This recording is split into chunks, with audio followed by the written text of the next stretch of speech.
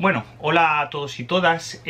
Hoy he decidido realizar un pequeño vídeo, o quizá no sé si será el principio de una pequeña serie de vídeos, para hablar y para reflexionar un poco sobre la obra del director serbio Emir Kusturica.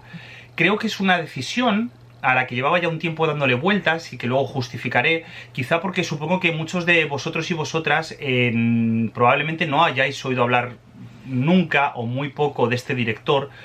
Y quizás resulte un poco extraño el reflexionar sobre por qué hoy he decidido de alguna manera traerle a colación y utilizarle en el canal para hablar un poco de su obra, ¿no?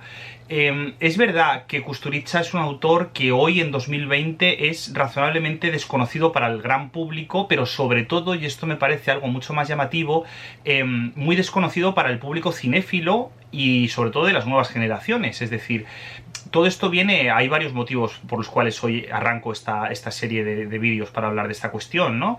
Pero me llamó mucho la atención en la clase que doy a los alumnos de primero de teoría de la imagen. Al hablarles de Kusturica, de pronto vi que había como un silencio sepulcral en clase y les pregunté si alguien conocía a este director y absolutamente nadie tenía noticia de su existencia, lo cual, repito, es lógico porque es un autor que, por un lado, sus últimos trabajos es verdad que han sido bastante discutibles, sobre todo lo que toca al documental, ya hablaremos de esta cuestión, y luego, por otro lado, es un autor que tuvo, y también hablaremos de esto, una serie de problemas personales muy gordos y cinematográficos, paradójicamente en el gran momento de su carrera, que fue en el estreno de Underground, precisamente por su simpatía, sus conexiones y su vinculación con las fuerzas de Milosevic durante el conflicto, la guerra de los Balcanes. Entonces, bueno, ya ha pasado mucho tiempo de aquello. Hay un nuevo cine bosnio extraordinario que ha encarado los retos históricos mucho mejor que lo ha hecho el propio cine de Kusturica desde entonces, pero también yo creo que tenemos ya una cierta distancia como sociedad y sobre todo a la hora de hablar del cine de Europa para hacer una lectura crítica distanciada, pero sin embargo también rigurosa y honesta con respecto a todo lo que debemos y todo lo que podemos recuperar del cine de Kusturica, que es mucho, ¿no? Yo me di cuenta de esto cuando hace cosa como de un par de meses leí la antología de cuentos que ha publicado hace poquito en Acantilado para escribir un texto para el antepenúltimo Mohicano, y descubrí que había mucho en su literatura que estaba antes en su cine y que había de alguna manera se había perdido, se había diluido. Entonces, donde acababa su cine o donde había acabado su cine comenzaba su literatura, y aquello como que me hizo tirar un poco del hilo y volver a aquellas películas que habían sido tan fundamentales en mi formación cinéfila. Yo les ponía un ejemplo a los de teoría de la imagen, quizá un poco descabellado, pero creo que no muy alejado de la verdad. Ahora mismo el equivalente a Emir Kusturica en el cine europeo de lo que era hace 20 años o 30 o 25 años, pues podría haber sido un Lars von Trier, o podría haber sido, no sé, una figura puntal. Los más mayores del lugar probablemente recuerden que hace eso, 15 años, 20 años, era imposible pensar el estado del cine europeo sin pensar en el cine de Emir Kusturica. Y eso se ha borrado. Y yo creo que hay, ya digo, además de las razones políticas, que son indudablemente sólidas y que nos llevarán a algunos callejones sin salida importantes a la hora de pensar y de hacer estos vídeos, creo que también hay razones cinéfilas sobre el estado de la cuestión del funcionamiento cinematográfico. Y me explico. Una gran parte del cine europeo ha perdido una ingenuidad, una cierta mirada naif, un cierto incluso optimismo desencarnado, humanista, si se me permite lo pedante de la expresión, que es muy pedante, pero creo que es algo certero para hablar sobre todo de las primeras películas de Kusturica, ¿no? Y hoy en día creo, y si alguien por favor no está de acuerdo con esta tesis, que me lo comente en los comentarios, porque es una tesis muy discutible, seguro que tiene problemas, pero sí que creo que hay algo que Kusturica recoge muy bien de otro cine europeo, del cine de Fellini, del que hablaré también, y que en algún momento se diluye. Y ahora mismo yo creo que no hay nadie trabajando desde Europa, o por lo menos que yo tenga constancia, esa especie como de proyecto utópico, y sin embargo, ya digo, pese a su aparente optimismo o su apuesta humanista, un proyecto muy desencarnado, muy duro, pero también sabiendo lo que es Europa, ¿no? Yo creo que ahí Kusturica, digamos que marcó un hito, y en ese marcar un hito, su labor, lamentablemente, probablemente se haya diluido, como se ha diluido también hasta cierto punto la obra de otros autores paralelos de la misma época, como podría haber sido un Nanni Moretti, que ya saben que es una de mis predilecciones, o como podría haber sido, salvando todas las distancias, pues un Wim Wenders de la época también, ¿no? Entonces, claro, ¿por qué Kusturica? Que es como la pregunta, ¿no? Pues porque probablemente aquellos y aquellas que no hayan tenido la ocasión de disfrutar de su cine van a encontrar muchas cosas que merezca la pena, muchos problemas, muchas películas deformadas también, pero una experiencia cinematográfica interesante y desde luego muy, muy, muy valorable. ¿Por dónde empezar? Claro, porque si les propongo pasar un par de semanas pensando cómo funciona el cine de Kusturica, el principio es fundamental. Y yo creo que el eje, ¿no? Se podría pensar. Voy a referirme a una pequeña anécdota personal, ¿no? Por dónde entré yo y por dónde les recomiendo, por lo tanto, entrar en el cine de Kusturica. Es un director, dentro de de la dificultad que entraña a pensar su cine, porque es un cine aparentemente sencillo pese a su barroquismo, pero luego es bastante complejo de pensar.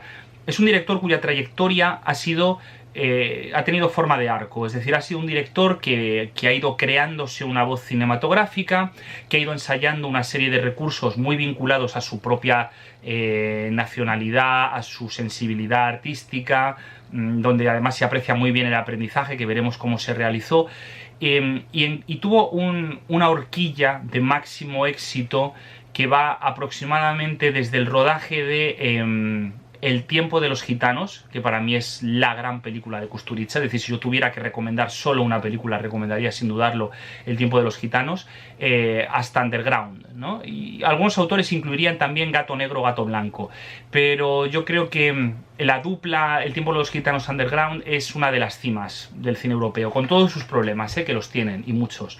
Entonces, para empezar a ponerle en el mapa, Kusturica es una de esas rarísimas figuras del cine europeo que de entrada no va a encajar en ninguna de las grandes categorías que generalmente plantea la historia del cine, y eso juega a su contra, ¿no? Porque si fuera fácil ponerle en la modernidad, o en las nuevas olas del cine del este de Europa, o incluso en la más radical posmodernidad, sería muy fácil y tendría su sitio. El problema es que el cine de Kusturica no tiene un sitio, y le pasa. A mí me gusta mucho una denominación que utilizaba Domènec Font en su libro sobre las nuevas olas. Él hablaba sobre los directores barrocos, en el sentido de esos directores que empiezan, o sea, que están en Europa, son como extraños movimientos de tierra que van a la contra de las modas políticas, ideológicas de su tiempo, que son castigadas por ello, que tienen picos de subida y bajada muy radicales en la apreciación de la crítica, ¿no? Y él hablaba, por ejemplo, de Bergman, él hablaba de Fellini, y yo creo que en esa cadena también se podría hablar claramente de Kusturica, ¿no? Kusturica es un señor que hubiera podido muy cómodamente, y de hecho veremos que tenía los mimbres para hacerlo, desarrollar una carrera dentro de la modernidad europea. Podría haber sido un director en la estela, por ejemplo, de un Milos Forman o de un Polanski, un poco más joven que esto, sin duda alguna, ¿no? Pero estaba como en ese cogollo, en ese momento en el cual ciudadanos que habían sufrido las dictaduras comunistas prácticamente de pequeños o de adolescentes, y que querían contar esas historias, en un momento dado dan el salto a América. Kusturica dio ese salto a América, ya veremos que no le salió muy bien, por otros motivos.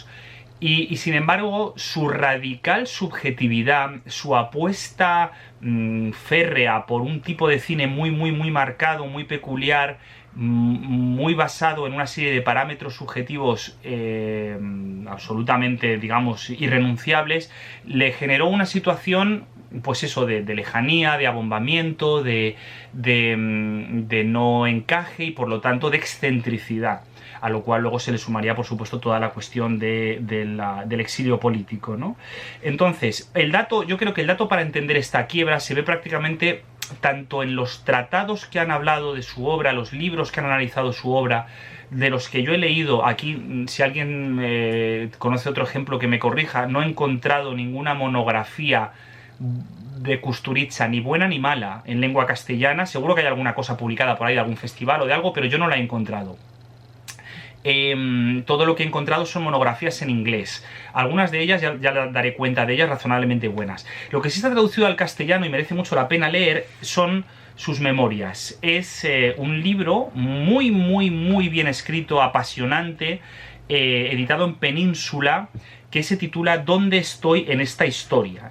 Yo creo que ya el título es estupendo, ¿no? Se editó en castellano 2012, traducción de Noemí Sobregués, una traducción, por cierto, que a mí se me antoja, sin haberlo cotejado con el original, pero se me antoja realmente muy buena, o por lo menos tiene un ritmo de lectura y yo creo que mantiene un algo de la esencia kusturiziana realmente notable. Entonces, ¿dónde estoy en esta historia? Es muy interesante porque es un libro que arranca con la infancia de Kusturica y termina aproximadamente en el momento en el que rueda Underground. Bueno, en el que tiene el gran éxito en Cannes realmente con Underground, ¿no? Y de pronto dices, llegamos 300 y pico páginas después, 350 páginas en la edición castellana, y de pronto ¿qué? Y de pronto Kusturica desaparece. Y todas las películas que hay después de Underground no aparecen reflejadas en estas memorias, lo cual ya me parece como muy clarificador, ¿no? Que Kusturica cierre ahí su reflexión sobre su propia obra en Underground. Y bueno, ya lo adelanto, me atrevería a decir que incluso después de Underground, incluso después de Gato Negro, Gato Blanco, Kusturica rueda una película absolutamente extraordinaria que será La vida es un milagro, que es para mí una de las grandes, enormes películas de Kusturica. Entonces, cuando uno coge estas memorias y empieza a leer, aparte del aprendizaje de cómo funciona el cine para él, de cómo empezó a rodar, etcétera, etcétera, de la importancia del contexto, uno se da cuenta de varios datos con los que quiero partir. El primero es que para entender el cine de Kusturica hay que entenderlo desde la posición excéntrica del gobierno de Tito, por un lado, en los conflictos soviéticos, en los conflictos de la antigua URSS, mejor dicho, la negación de Tito de participar de las grandes purgas stalinistas sin renunciar a un régimen comunista implacable y que utilizó la tortura y los campos de concentración, y de hecho esto está hay una película de Kusturica que habla de esto, que fue de Dolly Bell, que es una película extraordinaria. Sin embargo, digamos que el cine de Kusturica parte como de esta situación excéntrica dentro del comunismo europeo, pero muy dura. Lo sazona, es capaz de sazonar el contexto político con un maravilloso uso de las herramientas del relato. Esto creo que es importante, ahora volveré a esta idea.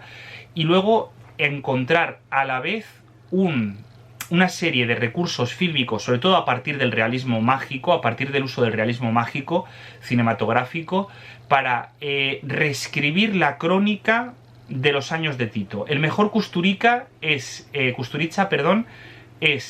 que va a reescribir toda la historia europea, pero sobre todo, por supuesto, la historia de la antigua Yugoslavia, desde los años de Tito hasta el final de la guerra, que es justo el momento en el cual termina, de la guerra de los Balcanes, quiero decir, que es justo el final, el momento en el que termina el tiempo de... La vida es un milagro, ¿no? Entonces, ¿cuál es el referente? ¿Cuál es el referente de Kusturica? Primera idea, sus años de aprendizaje parten de una situación cinematográfica de control, de censura, de una industria prácticamente despedazada, como era la industria yugoslava de los años de Tito, donde había muy poco cine, y el cine que había casi todo era un cine, pues eso, propagandístico, y no el mejor cine propagandístico de los años de la URSS, para entendernos, ¿no? Entonces, en este contexto, hay que entender que Kusturica viene de una familia, entre comillas, bajo burguesa, razonablemente bien situada, pero no desde luego de las altas esferas del Partido Comunista, y tiene acceso a una educación que le va a poner en contacto sobre todo con fuentes literarias. Aunque él, digamos que siempre ha dado una intención menor a esta cuestión, pero lo primero que una de las cosas que llama la atención cuando uno ve su cine es la maravillosa capacidad para contar historias que tiene. Historias donde el contexto político es importante, donde la trama cinematográfica es importante, pero yo creo que al final la fuerza real del cine de Kusturica, que esto es algo que se ve muy poco en el cine europeo, que es un cine narrativamente blando por lo general, el cine, y no lo digo en tono peyorativo, que no se me entienda en tono peyorativo, por favor, pero que es un cine que descuida más lo que serían los mecanismos del relato clásico para apostar por un tipo de relato más abierto, más líquido, menos concreto. Las películas de Kusturica están, sobre todo las buenas, están maravillosamente contadas. Son unos relatos extraordinarios que vienen más de una formación literaria que cinematográfica. ¿Cuál es la cuestión?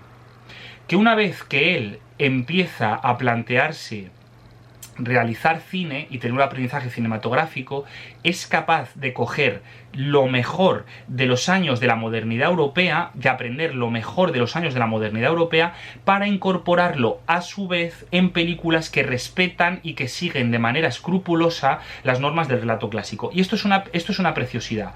Decía antes que quería poner un ejemplo personal. Para mí el descubrimiento del cine de Kusturica, y uno de los momentos clave, además no se me caen los anillos en decirlo, en mi formación como cinéfilo y como analista fílmico, durante los años de la universidad, fue ver en pantalla grande El tiempo de los gitanos. El tiempo de los gitanos es una película extraordinariamente larga, de hecho creo que hay una edición, la han reeditado y es todavía más larga en forma de miniserie y tal, imagino que se la habrán cargado porque la verdad es que la película era y es absolutamente perfecta, ¿no?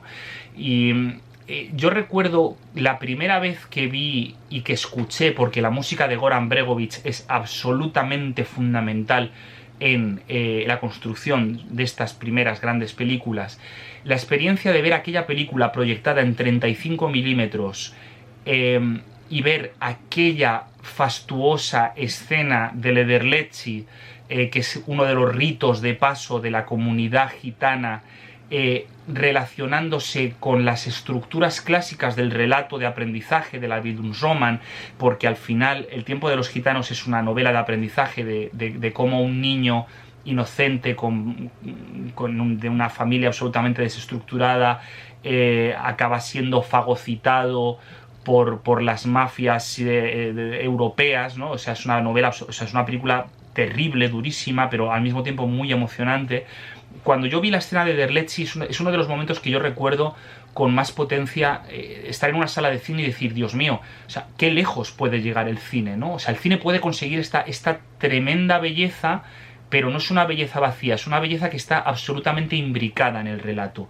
Por eso digo, un estudio narratológico que ojalá se hiciera, porque creo que no se ha hecho, del tiempo de los gitanos, demostraría hasta qué punto Kusturica sabía y ojalá sepa en el futuro contar grandes historias, ¿no? Digo esto por eso, porque tiene como lo mejor de los dos mundos, el mundo del estudio puro del relato, de la literatura, la construcción de personajes, la ficción, incluso cierta teatralidad en el mejor sentido de la palabra, en el sentido casi de la magia, son películas mágicas, ¿no? Hay algo del retorno a la infancia, de ponernos en la situación del espectador infantil cuando miramos sus películas, que es muy bonito y que digo, se ve muy poco en el cine europeo. Estoy pensando en Fanny y Alexander, quizá, como la otra, y Amarcord, como las otras dos grandes películas de esta magia europea, ¿no? que hemos perdido. La verdad es que hemos perdido, nos la arrebató la modernidad, o la dejamos que se perdiera en la modernidad. Y cuando de pronto uno ve estas películas, la recupera, tanto esa magia literaria como, repito, la capacidad de utilizar el montaje, la música, una colorimetría excepcional, una dirección de foto excepcional para contar bien eso. Y además para contarlo respetando la excentricidad, la diferencia, la alteridad. Son relatos que nunca juzgan al otro, pero que hablan de él, ¿no? No son películas que se valgan de la miseria, que se valgan de la pobreza, que se valgan de la exclusión, que se valgan de la presión política. No quieren hacer esa bandera, no tienen esas estridencias. Son películas que hablan de la complejidad de estar vivo, punto. que no es poco. Y por eso son universales. Por eso una película que habla, pues eso, como puede ser Underground, que es una gran fábula histórica, muy vinculada al momento en el que se rodó, porque era una reflexión sobre la propia identidad yugoslava, justo en el momento en el que estaba explotando en miles de pedazos. Es una película que yo pondría la mano en el fuego dentro de 20, 40, 70 años, 100 años, seguirá siendo universal, porque los grandes temas de Underground, la traición, la familia, la relación con las fuerzas dominantes de poder, seguirán siendo las mismas, y es una película, ya digo, absolutamente universal.